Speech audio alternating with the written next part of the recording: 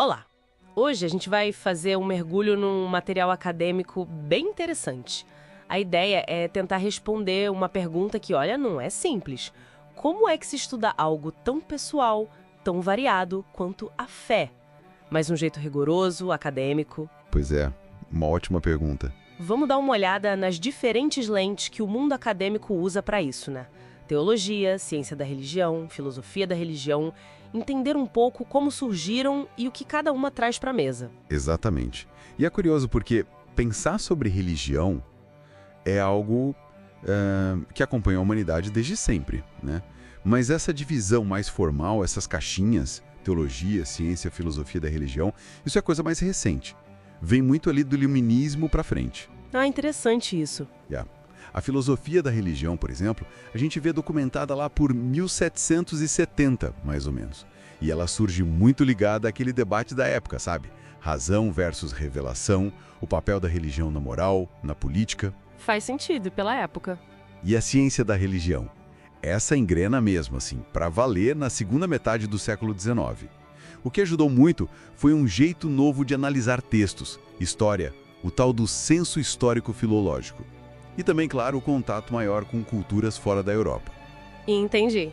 Então tá, temos essas disciplinas surgindo em momentos diferentes, com focos um pouco distintos, mas assim, na prática, no dia a dia do estudo, qual que é a grande diferença entre elas? Como cada uma olha para a religião? Olha, simplificando bastante, a gente pode pensar em 3 olhares, tá? A teologia, ela olha de dentro, ela parte da fé. O foco dela é entender a verdade daquela crença específica, né?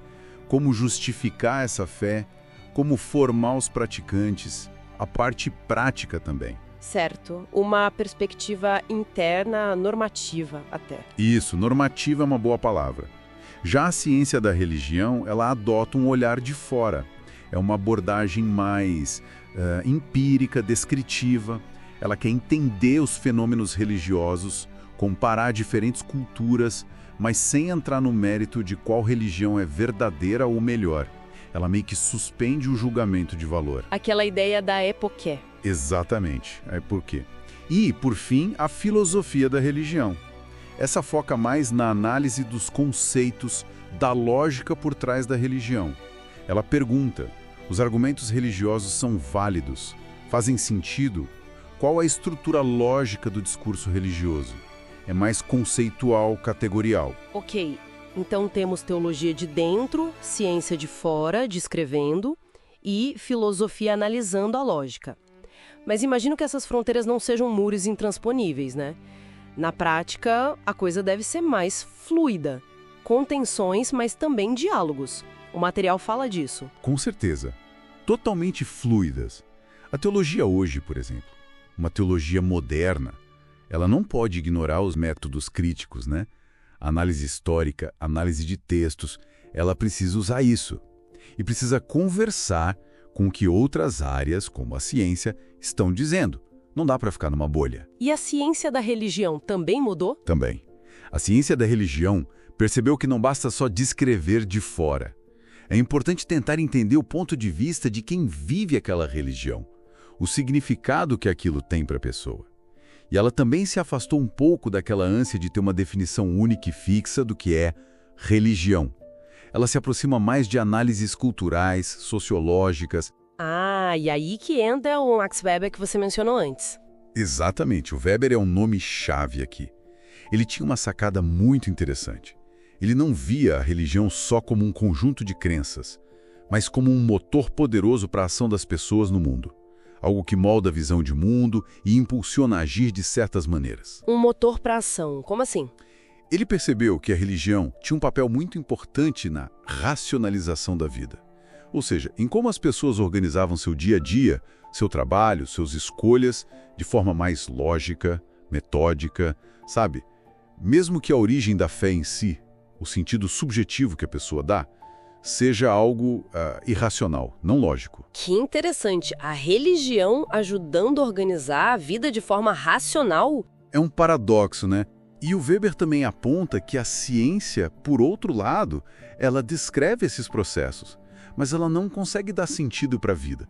Pelo contrário, para ele, a ciência meio que desencanta o mundo, tira a magia, a explicação transcendental. E ele deu exemplos disso, de como a religião impulsiona a racionalização. O exemplo mais clássico dele é a análise da ética protestante, especialmente do calvinismo.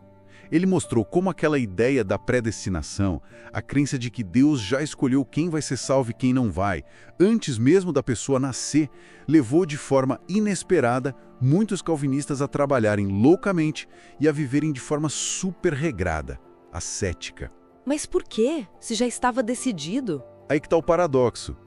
Porque o sucesso no trabalho, a disciplina, a vida metódica, tudo isso passou a ser visto como um sinal. Um indício de que talvez a pessoa estivesse entre os eleitos de Deus. Era uma forma de lidar com a angústia da incerteza, entende? Isso se conecta com o problema da teodiceia. Aquela pergunta difícil: como pode existir tanto mal e sofrimento se o mundo foi criado por um Deus bom e todo-poderoso? A ação racional e o sucesso era uma forma de buscar confirmação. Nossa, faz muito sentido essa análise do Weber. E essa tensão que ele aponta, né, entre a ciência que descreve, mas desencanta, e a religião que busca sentido. Isso me lembra um pouco o que outro pensador, o Ernst Troeltsch, falou sobre a relação específica entre teologia e ciência da religião, não é? Perfeito. O Troeltsch pegou exatamente essa tensão. Ele argumentava que teologia e ciência da religião não são coisas que se excluem, que uma substitui a outra. Pelo contrário, elas vivem numa relação tensa, mas uma tensão produtiva, uma dialética. Dialética, como assim? Ele criticava os dois extremos que existiam na época dele. Tinha gente que dizia, como o Max Muller, quem conhece só uma religião não conhece nenhuma. E tinha o outro lado, tipo o Adolfo von Harnack, que dizia, quem conhece a religião cristã, conhece todas. O Troeltsch achava que nenhum dos dois estava certo.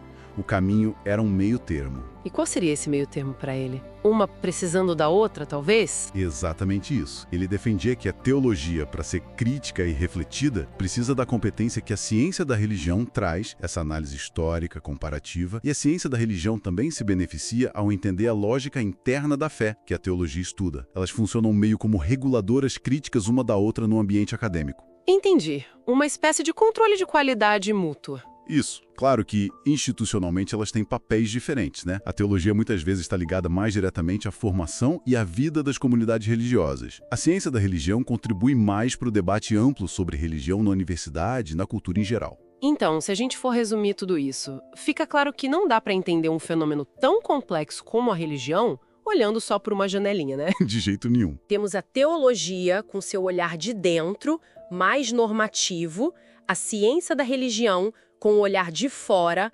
descritivo, e a filosofia da religião com esse olhar mais analítico, conceitual. Cada uma tem seu valor, seu foco, mas elas não são isoladas. Elas se conversam, se tensionam e, no fim das contas, se complementam. A complexidade da religião exige essa multiplicidade de olhares. Perfeita colocação. E a filosofia da religião, ela meio que navega justamente nesse campo de intersecção, sabe? Examinando os conceitos, as pretensões de verdade, de racionalidade da religião, tentando conectar a análise empírica dos fatos com a perspectiva de quem vive aquilo. E tem um ponto final no material que a gente discutiu, que é, para mim, crucial. Qual? A ideia de que essas disciplinas, teologia, ciência, filosofia da religião, ao estudarem a história da religião, elas mesmas acabam se tornando parte dessa história. O ato de analisar também molda o objeto analisado. Elas não são só observadoras neutras, externas. Uau, isso é muito profundo. Muda a perspectiva toda, né? Muda, sim. E isso deixa a gente com uma última provocação para pensar, então. Se analisar a religião de alguma forma já é participar da história dela, como será que todo esse estudo acadêmico, seja ele teológico, científico-religioso, filosófico, acaba influenciando, mexendo com a própria prática religiosa, com a fé das pessoas, tanto no nível individual quanto na sociedade como um todo?